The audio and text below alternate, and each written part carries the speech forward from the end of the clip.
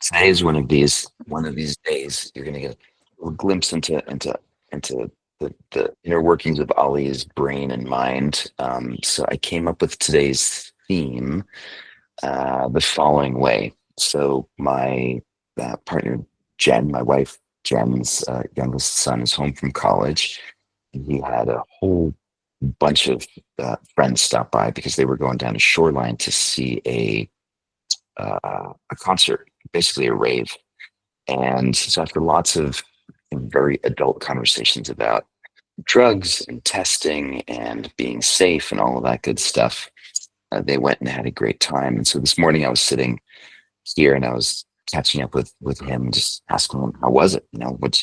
He's just in this phase right now of his life where he absolutely loves going to raves. Like it's his really gets a lot out of it. And I also get the drug culture, MDMA or even psilocybin in that context can be yeah, it can be really really interesting. And then we started talking about Burning Man. I used to go to Burning Man every year for a long time, and I've had many sort of similar experiences like that, and it brought up this memory of this specific sculpture that I've shown here before. An artist, a Ukrainian artist, actually, who I forget what year this was, but it's this. I don't know if you can see it on the screen, but it's this rebar sculpture of these two adult uh, humans sitting back to back. They're clearly in distress, and on the inside are these two glowing little kids. These sort of luminous beings just wanting to connect.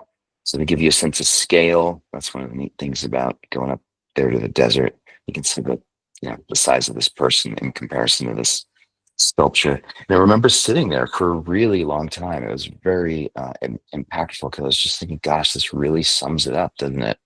Any relationships that we have, be they romantic, be they with our kids, be they with these days. I have some really bizarre situation that I'm in with a neighbor of mine. I didn't even know if this was an issue. And really just trying to figure out like what exactly is going on. Like, why is there this tension or this strife when I really have no intention of wanting to be there? But there it is, and I'm just trying to imagine what's the sort of intelligent way of holding relationships and how we relate to one another. And when we're in this situation where there's this contraction or this turning away from each other, what's really going on beneath the surface is this desire to let these younger parts of ourselves connect.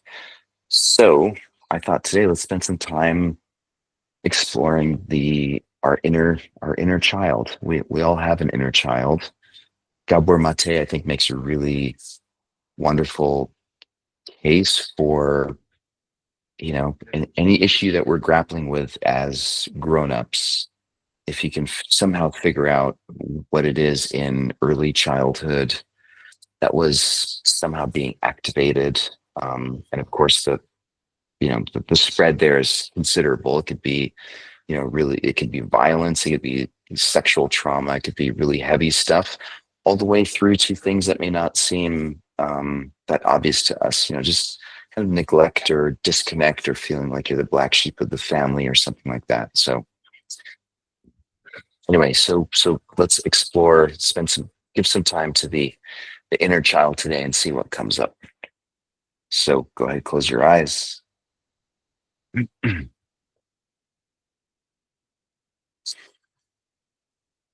instinctively take a deep breath in whenever I close my eyes. It's sort of a habit. So see if you can connect with breath.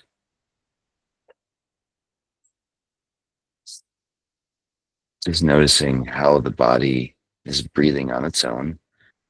It's not influencing breath, just letting it happen. Just noticing.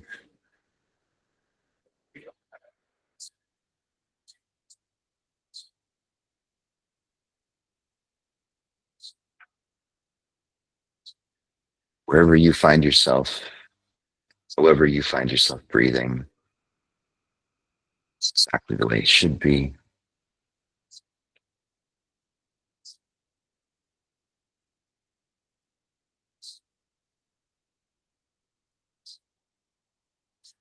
And then see if you can sort of drop into this visual of, there's this outer casing or this shell that is the grown up version of ourselves. Let's see if you can touch into this younger part that lives inside of all of us.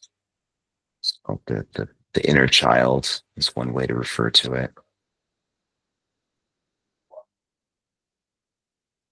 This experience often these days when I look in the mirror and I see this 55-year-old guy with a white beard looking back, and I wonder, who is that guy? Where did he come from? Because on the inside, I still feel exactly the same way I felt when I was 4 or 6 or 10.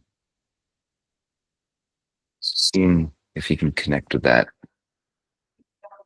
young child.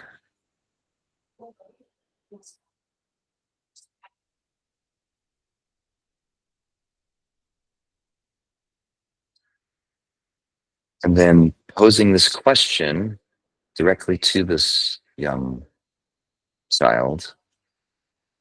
What is it that you yearn for the most in this moment,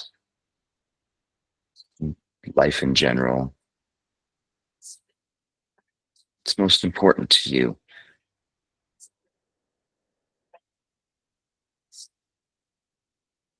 Just give it some space and listen.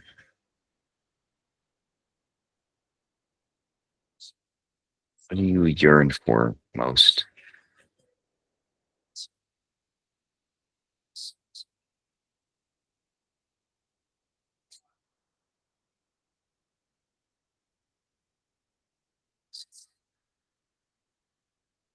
And giving it some airtime and some space, suspect will lead you straight to, what's ultimately most important in your life overall. This this young child, this young inner child knows what makes this whole life worthwhile, what's important.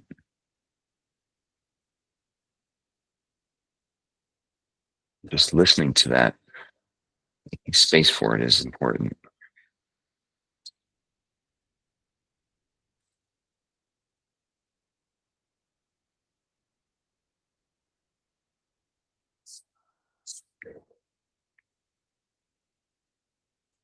And then also realizing that as you encounter others in your day to day, they also have wounded inner children or an inner child that they're grappling with. So just opening up to this idea that, what would it take to get better at seeing the inner child of others as we go through life and we interact with others?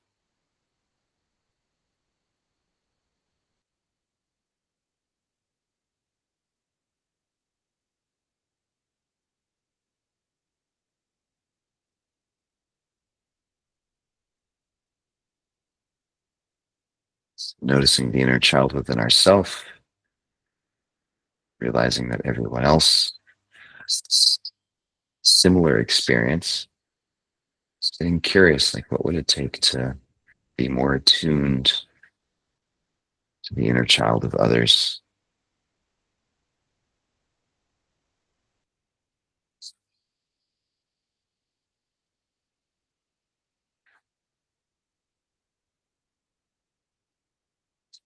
I suspect it usually has to do with getting better at seeing or relating to the inner child within ourselves. It's the first step in being able to do so for others.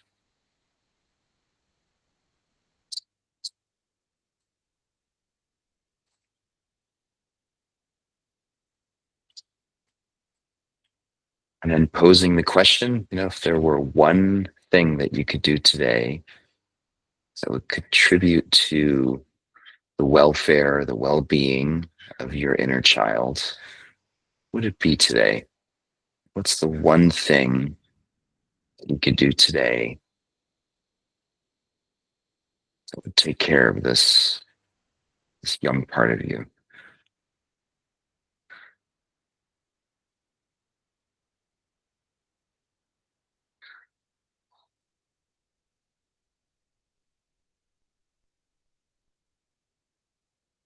could be a really grand gesture, or it could also just be something very simple, mundane. Going to get a glass of water, putting some lemon in it, making a good meal. It doesn't have to be big, but it's really just dropping in and just saying, yeah, what would nurture and what would be healing and meaningful to this young part of me.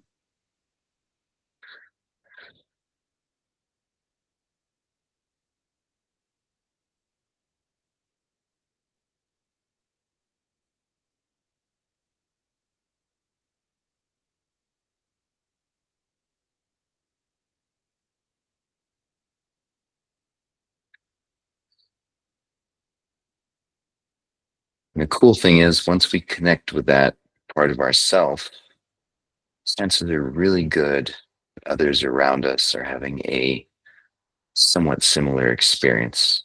Details may be a little bit different, but the gist of being seen or heard or acknowledged and supported are ultimately the same.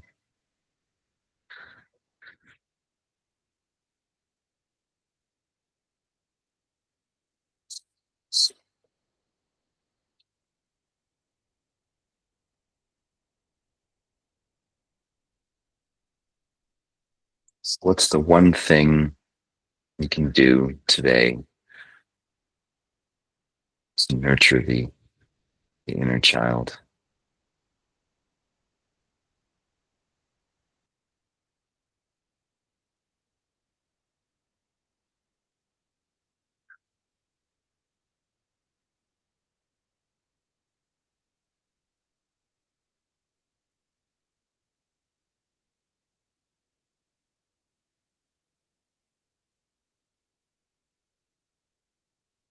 Take a deep breath in through the nose,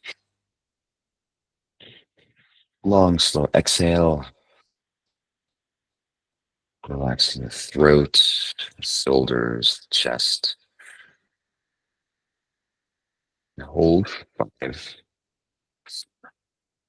3, 2, 1. In through the nose,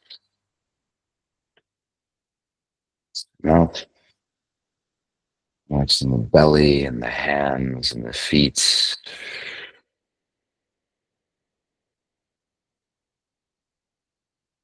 Hold for 5, 4, 3, 2, 1.